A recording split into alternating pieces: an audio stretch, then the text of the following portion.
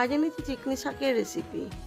চিকনি শাকটা ভালো করে ধুয়ে নিয়েছি, আর তার জন্য নিয়েছি একটু ছোলার ডাল আর মুসুর ডাল, সেদ্ধ করে নেবো নুন আর হলুদ দিয়ে।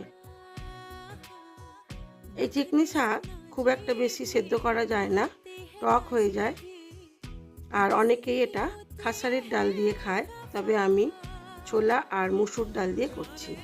দিয়ে দিলাম ফোড়ন, তেলের মধ্যে দিলাম গোটা জিরে, গোটা লঙ্কা, আর দিলাম অল্প একটু রসুন কুচি, একটু পেঁয়াজ কুচি।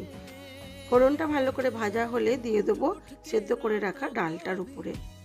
তারপরে দিয়ে দেবো শাকটাকে আমি হালকা একটু কড়ার মধ্যে নেড়ে চেড়ে নিয়ে ওর জলটাকে ফেলে দেবো। দিয়ে ডালের মধ্যে শাকটা দিয়ে 2-1 ফুট করেই এটাকে নাবিয়ে নেব। তারপরে এর মধ্যে দেবো ধনে জিরের গুঁড়ো আর অল্প একটু পাঁচফোড়নের গুঁড়ো। সবাই ভালো থাকবেন, সুস্থ থাকবেন, নিজেদের খেয়াল রাখবেন। ভিডিওটি কেমন লাগলো অবশ্যই জানাবেন।